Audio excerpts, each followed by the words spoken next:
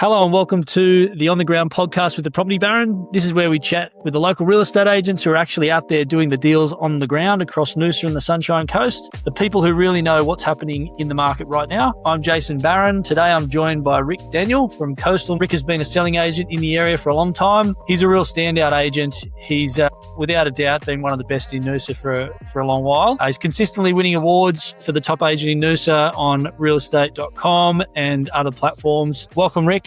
Great to have you on. Thanks so much, Jason. Appreciate the intro, and it's awesome to be on the show and on the podcast. Thanks for having me on. Very good. Let's get into it. So why don't we start by you giving us a bit of an idea and a bit of background of kind of how you got into real estate and what the early days looked like for you. Yeah. So I've always had a love and passion for real estate. Initially, I started in real estate in my hometown, Sydney, when I was in my early 20s, and I came across. I wanted to get into it, but I was working in another field. I did have another passion, another field which I worked in, which was the aviation industry. But I really loved real estate, and I wanted to get into it in some way. So I joined this company back in those days called Stanton Hillier Parker, and they were based in the city in Sydney. And what they were doing is a commission-only role, basically selling apartments, funny enough, in Queensland. Some of that stuff up in the Gold Coast to high-income earners just to save them, tax. So I started there, and straight away, we hit the ground running with them. It was great. I was doing it sort of on the side. Because it was just one of those things I could go and see the client during my own time, set up a time with them, go and have a chat to them. So that was my initial experience in real estate. And then I was obviously, aviation was my full-time job. And then throughout the years, it kept dragging me there because my mum and dad throughout my childhood did a lot of renovations and flips. So I was sort of thrown into it in a way. So I had no choice. It was there right in front of me all the time. And I learned a lot through meeting different agents, or my parents were chatting to different agents. I picked up little bits and pieces as I grew up, and then had experiences there in Sydney working in the inner west, and I worked for Ray White up on the northern beaches. But I never ever took it on like full steam ahead. Having a family, growing up, little kids, I was just sort of like, no, I won't do it full time yet. I won't do it. And it wasn't until I moved up to Noosa in around sort of 2018. I moved up my family with wife and 3 kids. I went to 3 different agents and spoke to each individual principal, and then decided to end up at a particular agency there at the time, and decided to let everything else go and just do it full time. So, and it's been, an amazing ride since then. So I worked very hard. I didn't know anyone up in Noosa, never sold real estate in Noosa before. And just got in there, did the hard yards, grinded away, got into the top 10 for that agency in the country in terms of volume generated. And then from there I started, well, you know what, I could probably do this a little bit better and do it the way I feel it should be done. And then started the Coastal Noosa brand about just over 3 years ago. And it's been fantastic since then. Yeah, I can see how hard you work over the years. It's very noticeable. You've certainly worked hard to get to where you are, that's for sure. What do you love most about the job? I actually still get, it's funny, I still get the buzz of sale, even sometimes when it's a really difficult negotiation or there's been a lot of obstacles, and I actually enjoy finding the solutions to just sort of get through the maze. And of course, just meeting different types of people. There's some awesome people that you meet, that are either locals or interstate people that do different jobs and have different backgrounds. And some people you think, well, I must have bumped into you one day sometime during my life if they were from Sydney. But I just love the buzz of the sale and the relationship building with good clients that you stick with for a long time. Yeah, I think they're the main things that I enjoy most about it. Those complicated negotiations and bringing everything together, they're good when you're winning, but they're not so good when you're not closing the deals, right? No, very, very stressful sometimes. Like there's been a couple there that you don't want to think about. Yeah, exactly. Especially at the moment, right? We're speaking to a few agents who are piecing together a lot of the subject to sales and things. Just think it's probably happening a little bit more than usual. We're getting a bit complicated with those deals. Most definitely. Last year in particular, I noticed it. That was a big shift. 25, where there was more and more subject to sales, and I think that came down to what was going on in the market in terms of what the media was pumping out in terms of real estate markets, how our interest rate sort of climate, world events in the US that are still continuing and ongoing now. So all of those factors led to, I think, just a bit of an adjustment in the market and a bit of an adjustment in buyers' behaviors, where they did notice days on market were increasing. And with that, they were taking their time. They're a bit more methodical, a little bit more cautious about jumping in too quickly. And then, people wanted to make that next move. People were ready to upsize, downsize, to migrate, to move up, but they weren't able to in many cases because they haven't sold. And we see that a lot locally, don't we? A lot of people don't realise that how reliant upon some of the southern markets the Noosa market is. Like if the Victorian market's going gangbusters, and particularly down the Mornington Peninsula, it seems to really impact our market directly, doesn't it? Yeah, it definitely does. I was speaking to, it's funny you said the Mornington Peninsula, I was speaking to an agent actually who was looking to buy up here, up in Noosa Heads, and she did say to me, she said, she's got like 25 properties sitting on her books that are just not moving, just not shifting. And when you think that, Victoria's a good example. When you think a lot of Victorians, for example, do buy up this way, up in the Sunshine Coast, up in Noosa. If they're stalled there in their hometown, they have to shuffle all the deck chairs to make the next move up here. So if they're stalled, that market's creating a bit of a pause. Then it's a knock-on effect in our area. So yeah, you're 100% right. Yeah, definitely. It's an interesting market at the moment. It's been a little bit quiet after the budget announcement. Interesting to see how that all unravels over the next couple of months. Yeah, I think for me, a lot of the properties that I sell we sell everywhere, but primarily Noosa Heads. A lot of my clients have been those buyers or those investors who are buying their first, second, third, fourth investment style of property, where they're going to come up and use it as a holiday rental or and then get some income on the side. So now with the release of that budget and that announcement, no one knows what the true impact will be. It's probably a little bit early to tell, but what I've seen so far is it has caused even some of those investors to question what they're going to do. Are they going to sell now? Are they, before all these things get into legislation, are they going to sell now, or are they going to hold out? Are they going to buy again? Are they going to buy this different style of property, or sell that and put it into another larger style of property and put all their eggs in that one basket? So, all these sort of conversations have been thrown around with the clients and people that I've been chatting to.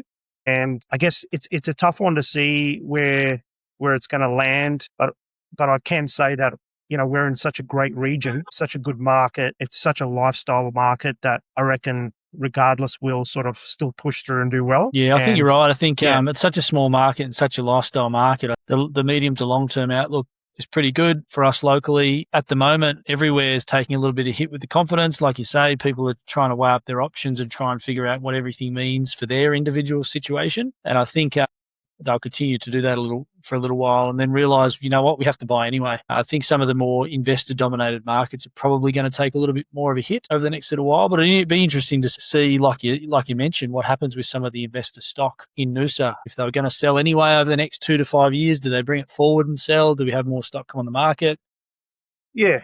No one's got a crystal ball, no one knows, but it'll be... Everyone's got their own ideas of what might happen. Yeah, yeah, that's right. And I think it comes down to that thing where we're talking about like homeowner or investor, right? So I reckon it sort of comes down to also where your sort of individual goals are and where you may be based in your life, but based on, say, your property portfolio or your family situation. Maybe you're an elderly person who is looking to downsize. So I think everyone's situation is different. But I think in this current climate, even factoring some of that turbulence in Sydney market, they talk about Sydney market experiencing a bit of downturn at the moment, and Melbourne and all that sort of stuff. I think it really does come down what your current situation is. If you're planning to move up here, if you're going to plan to migrate up here, we're still a phenomenal region and area.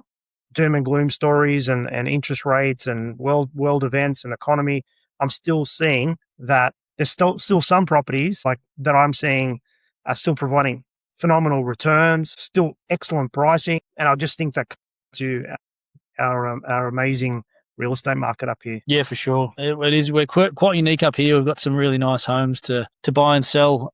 We're in a pretty unique spot, right? What part of the market through Noosa do you particularly try to, I guess, focus on or specialise in? Yeah, so when I coming back to when I moved up here in that around that 2018 period, when I joined the agency there, I worked in a particular patch. So I replaced an agent that had just recently left who'd gone to another agency in Noosa, and I came in and sort of took over her patch. And that happened to be Noosa Heads, anything sort of a little bit outside of Hastings Street, being Noosa Hill, whether that's houses up on the hill or apartments along Edgar Bennett Avenue or Serenity Close or Noosa Drive. And I really focused and specialized in that patch. I wasn't really interested in like that, pray and spray sort of like I'll just go and sell everywhere.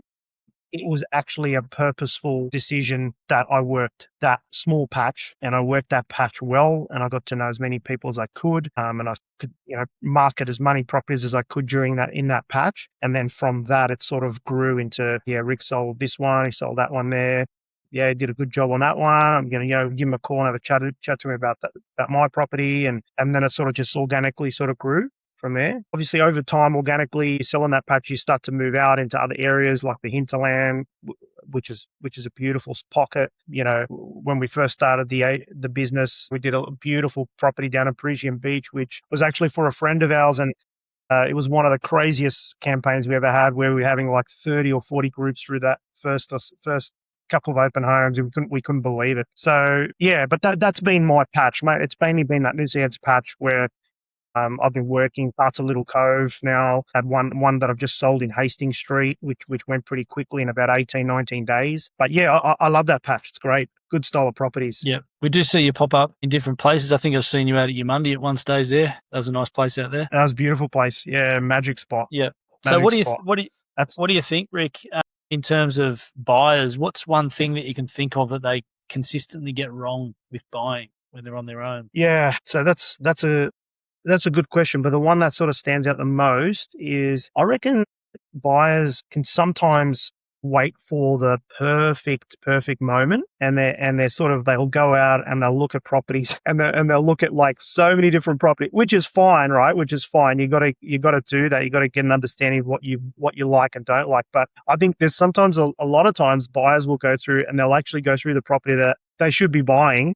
It actually ticks the top 8 or out of the 10 boxes for them, yet they still won't make the decision because they're waiting for the perfect opportunity, which probably won't come around because unless you're a billionaire and can pick and choose, then I don't even think there is such a thing as a perfect property, to be honest with you. Doesn't matter how much money you've got in the world, you buy something, let's say you buy the most expensive property in Noosa Heads. You'll go there and you'll think, oh, hang on a second, I don't have enough space for all my toys. So then you go to the hinterland, you buy a big property out there that's got all the bells and whistles, and then you miss the conveniences of being in town. Yeah.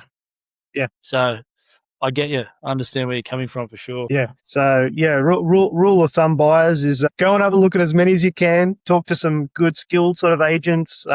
Speak to people like you, Jace, and then find out pretty much what you want. And then as soon as you find it, make a move, because chances are if it ticks 8 out of 10 boxes for you, chances are the next couple walking through tomorrow, next, it's also going to tick. Then you get into a situation where it may be a little bit more challenging to purchase it. You may have to pay more for it. So yeah. That happens all the time. Sometimes they just need to, at the start of the process, see a few things, get their head around it, realize that they do want what they want, and then get in the position to be ready to make a decision. It's often we see, and you probably see it as well, I'm sure, is that we'll take a client on and we'll start the process. In the first week or two, we find probably what is the most suitable house for them. And they'll say, no, it's a bit too early. Let's see a few more things. And they often miss out on the best opportunity. In a few months' time or a few weeks' time, they'll look back and say, well, we probably should have bought that one, but it's no longer for sale. Mate, I see it all the time as well. They just circle back. I've even seen, buyers potentially have gone through, say gone through a property and then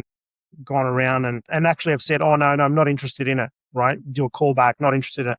4 weeks, 5 weeks later, they'll come back and say, oh, we're super keen. No, we've realized it's the best one.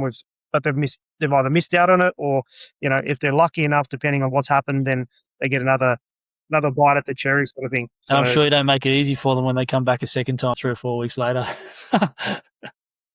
My doors are always open. What do you see as the most opportunity right now that people are overlooking in the current market? So what's something you think great opportunity. Why don't people see this part of the market? Good question. But I don't know.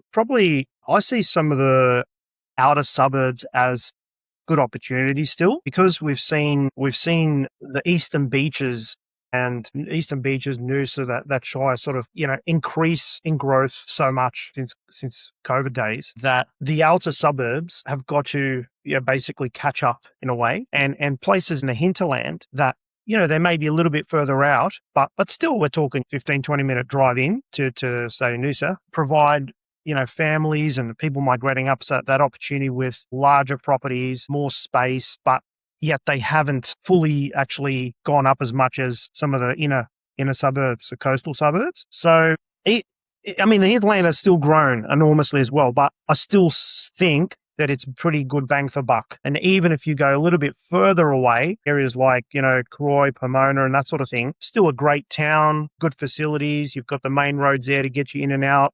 Good, schools are there, train line. I just think places like that, still really good buying. Mm. But I don't think it will be the case in the short to medium term. I think that'll really start to go nutsos as well. Yeah, well, they're really not that far away, are they, at the end of the day? No. You come from Sydney. We were in Sydney back in the day, and 20-minute drive to the beach in Sydney. It's pretty close to the beach. Yeah. So people moving up here, 20 minutes really isn't that far to get into town. It's not very far at all. So I think more and more people realizing that, and as more people realize that and buy out there, that's only going to increase your growth in that area. So I think some of those hinterland properties at the higher price point that have been selling over the last sort of 12 to 18 months, they kind of really struggle to sell some of those ones, which I thought was interesting, because if they're in town, they sell pretty quickly. There's definitely people with the budgets to buy them. So I think you're probably right there. It'd be interesting to see how that part of the market comes along once people start realizing how close those properties are and what you can get out there. Yeah, no, totally. What's the most surprising or interesting sale you've ever done? Price, property, something interesting or surprising? I think there's been a few interesting ones, but I think one that I did in Little Cove, in a house there in Carrilla Avenue. It was a real complicated one. There were actually quite a number of different agencies on that prior to me listing that exclusively, and no result obviously previously. And so when we listed that, I was working with a specific buyer, and it took 3 months just negotiating. So the vendor was at a certain point, the buyer was at a certain point. They were both very, very, very rigid in what they wanted to achieve. And it came down to other complexities as well, from internal inventory to what renovations had been done, to debating about what the true value was, to, honestly, it was just one of the hardest and most complex, lengthy sales that I've ever been involved in. And at the end of the day, we got there, but it was very, insane. Not just negotiating with price, but negotiating with all of the other things that popped up, the objections. And then you feel it was going in one direction, and suddenly it took a right-hand turn and went somewhere else. And then you had to pick it up from there and bring it back. So it was just, that one just sticks in my mind as being one of the most interesting ones. What do you think was the most important thing you did through that to actually get the deal done in the end, do you think? Most important thing for me was having a really good understanding of the buyer's expectations and having a good understanding of how they tick. And also, I already knew a lot about my vendor. And then, to be honest, it was really just about then coming up with some really good, grounded sort of solutions to step them forward, not necessarily step them to the end, but just step them forward each time until we got to the finish line, sort of thing. So, having a really good understanding and a good relationship with both sides was pretty important to get that done. Very good. Name one local street or pocket that's undervalued or overlooked right now. I think there's some areas in the back of the junction that are still pretty much undervalued. We're talking a hop, skip, and a jump straight into Noosa Junction. Yet there are some older homes in that pocket where fantastic for a younger couple that are getting into the market to buy and hold it, or renovate it over time. I still think there's some really good buying in there.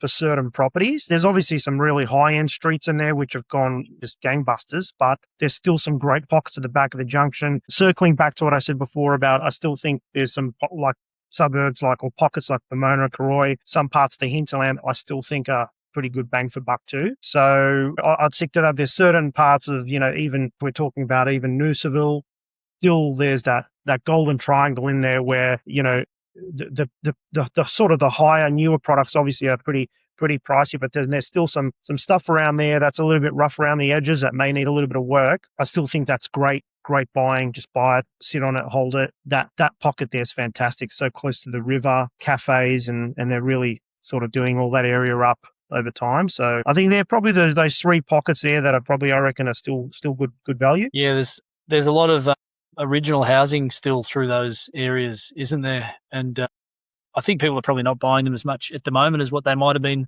looking to do a couple of years ago, just because renovation costs and construction costs have been going up so much. Yeah, that's right. It is expensive to build, isn't it? To rent and to renovate, but particularly in Noosa with the Noosa tax. Particularly in Noosa with the Noosa tax, yeah, the good old Noosa tax. For anyone listening, building tends to be a bit more expensive in Noosa than anywhere else. It does, yeah, it does. It's I guess you're buying in a beautiful part of the world, right? So it comes with taxes. We're a country that's taxed heavily, so we might as well get taxed on that as well.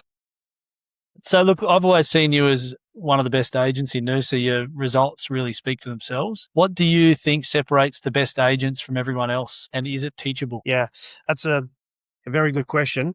I reckon what separates the top from the rest is the top have a pretty unique set of sort of honed skills over time. And one of those big skills that I learned very early, I was very lucky. I had a great mentor when I was in Sydney who basically taught me. He said, you've got to be a really good storyteller. And that's not reading a fairy tale or something, but it's being able to relate a lot of your previous experiences with people and situations, whether they were easy, hard, whatever, relate it to the vendors, your future vendors, the people that you're chatting to. I think that's one of the biggest skills a lot of let's say some of the other agents lack, being a good storyteller, and they know how to build really good, strong relationships with people. It's a people industry, If you don't like people, it's probably not the right career, because it's very challenging to make it work for yourself. You can certainly work in the industry and do it, but this is more about what separates the top agents from the rest. And those key things are storytelling, strong relationship builder, good listening skills, proactive, having a good, like when I was talking about before, solutions selling. So I think I sort of pride myself on being a very good solution seller. So in fact, I sort of almost thrive on it. So if the sale is way too easy, it's like, geez, I was hoping to get a bit more of a challenge out of this one, So sometimes I do like a couple of those obstacles and being able to weave and get around them. Got to be able to put up with a lot of rejection and objections and get around them somehow.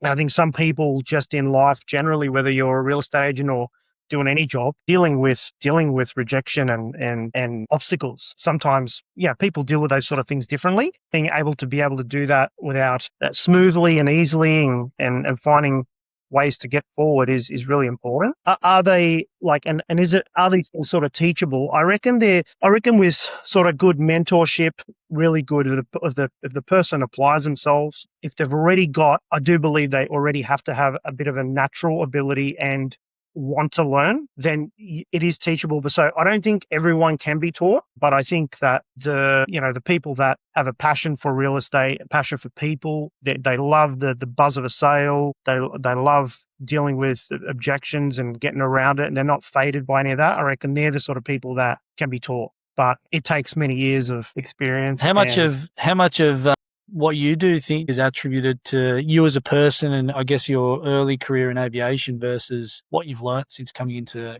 real estate? Oh, mate, that's a bloody good question. So I reckon that what I did in aviation, it has actually helped me. So there's a lot of skills that I had to learn in those roles where at the time I probably didn't realize how important they would be in real estate, but I do now. And And sometimes when I'm working in real estate, I realize, oh my God, how did I, like, I've learned all this from those experiences, previous experiences in that role. I mean, in aviation, there's, depending on what you're doing, obviously, but you got to have a really high attention to detail. You got to prioritize. So one of the biggest things for me as a real estate agent is that I treat my time. Time is really sacred. When you think how many hours you got through the day, and you have all these different distractions, you have emails, phone calls, texts, you might be working on multiple campaigns at once, which means you've got multiple vendors, which means you've got multiple buyers on each single listing. So you got to learn how to be able to prioritize and work on the dollar productive tasks, and how to delegate potentially if you've got the right setup and team and structure, delegate the stuff that's not important and that's going to zap your time through the day. So yeah, so that question is spot on. It's like that I've learned a lot from what I did before, both in real estate and both in aviation, to that has helped me with my job now. And I think a lot of people like that, where you're working in other industries, whatever it might be, you can certainly bring a lot of that into real estate, particularly if you've got some of those sort of traits. I think it's interesting you say that, because with what we do, we obviously deal with and know a lot of agents around the place, and everyone comes from a different background. It's really interesting to get to know people from different backgrounds and how they bring their previous skills and experience into real estate and do things a little bit differently. But I think it's really good advice. Yeah, for sure. Hone in on those skills, like use them and harness them, and just like see how you could apply those sort of skills in real estate, because you definitely can, especially if you work with people. It's funny. I've met people out and about. Like, for example, met this guy the other day, and I've seen him a couple of times, and he's not a real estate agent, obviously, and he's never worked in it, but just chatting to him and getting to know him, I think, mate, you know what? I just think to myself, you would be teachable. You'd be really good at real estate. He knows a truckload. Yeah, I'm thinking about it. He knows a truckload of people. He's excellent, great rapport builder. All he's got to learn is some of the other parts, and he could be one of those little gems. So what's the best piece of advice you've been given in the industry? I think, like, in real estate, it's like really easy to get caught up in the whole cycle of things, and like, chasing the next sale, getting the next listing, setting the campaign up. So I think the best advice I had is actually from a guy called Michael Clark, who's actually the number 2 real estate agent in Australia at the moment, or has been for many years. He's based in Manly in Sydney. So I was lucky to have some connection with him when I was younger. And I think he said to me that it's about knowing your craft really well, and being authentic and building really good trust with people. And if you have that trust, you build a long-term connection. And with the long-term connection, if you maintain and harness that connection and that relationship, you'll just get constant repeat business. And at the time, I sort of thought about it, and I thought, oh, you know what? Yeah, it sort of makes sense. And I didn't, I absorbed it, but I really didn't realize it until a bit later on in life that I sort of get what you're saying now, because it's, people business. But that's probably the best advice I think I've had in real estate. It's good advice, and that's what we see a lot of the time. A lot of the agents like yourself that have got longevity in the industry, they are the trustworthy agents. They're the ones that are doing the right thing, and they build those relationships based on trust with their clients and establish themselves, and they're the ones that last a long time. A lot of people come into our industry and they don't last very long, and I think sometimes it's because they might not be as trustworthy. Yeah, I agree with you. I mean, and Jace, in Noosa, there's like agents on every corner. Yes. Some good agents too. So when you do well in Noosa, you're doing really well. 100%. Yeah, 100%. Like, I think for the ones that are doing well, they've got it all together. They've been doing it for a while. They know the recipe that works, and they just repeat that recipe. And for the ones that obviously don't and operate, say, differently, then, we always see, that's why we probably see a very big turnover, where some people will come and go and do different things, and that's fine. For sure. Yeah. What do you think was what do you wish you had known about the industry before you started? You seem like you delayed your start a bit, so maybe you knew everything that there was to know, but was there something that you wish you would have known back then? Yeah, I think when I was younger, I had some good advice and I had some good people around me, and I was very fortunate. At least in 2 of those agencies, I had very, very good principal. And I think I wish I'd realized how important it was to do the hard yards really, really early in life in your career. And I guess because for me, I'd made that decision that I wasn't going to do it full on. But learning that prospecting was key, doing the hard yards, like going out, dropping the flyers, doing the door knocks, and leaving some agents, leave that ego behind. So like even now, I'm happy to admit that every now and then I might go and do some flyer drops. A, it gets me out in the street. B, people see me. C, I start chatting to neighbors and people, and getting some exercise. I'll allocate that time for it. It's not like I'll go out and do that every day, but every now and then I'll still go and do those hard yard tasks that back then when they said, yeah, Rick, you've got to do this. You've got to make these amount of calls every day. You've got to do these amount of flyers. You've got to send these letters. You've got to make these calls and you've got to all the metrics that you had. I think metrics are important, but the most important thing is to, build those strong relationships with people. But I think that's probably what I was told back then. I wish I was that was sort of pushed down my throat a bit harder. Prospect harder, get out and do the hard yards. And I was like, yeah, I'll do it. You might go out and do it. I think that's what some of the big brands like Ray White in particular does with their young guys. They say, this is what you got to do. This is where you got to start and you got to hit your numbers, and you do that, you'll end up succeeding. Yeah. They do. They've been, Ray White's actually been they're the biggest, I think they're the biggest brand, aren't they, in the country. They've certainly had a good training structure for their recruits and their ongoing agents. It'll be interesting to see how in some of the bigger markets, particularly down in Brizzy, they've got an auction philosophy. They would like to auction everything. With auction clearance rates coming down, it's going to be interesting to see how their auctions perform over the next little while. Yeah, that's right. Clearance rates have trending down to about 13% last weekend. I think they were in Brisbane. Yeah, well. But with that grind in their business and the young guys getting out there, and they'll just keep doing what they're doing and they'll be successful in those markets that are a bit softer anyway. Yeah, that's right. I think, like, going back to, again, that question you asked before about top agents separating the others, like circling back just on this topic, is that if you've got a regular pattern, you know what to do, you know the recipe, whether it's a market that's gone gangbusters or whether it's a market that's stable, whether it's a downturn market, it doesn't matter.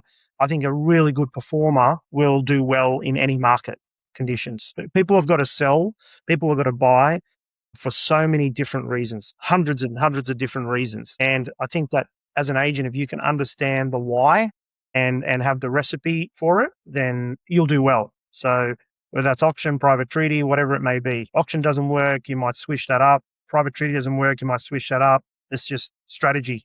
And I guess it comes down to, again, just years of experience and knowing what works and what doesn't work.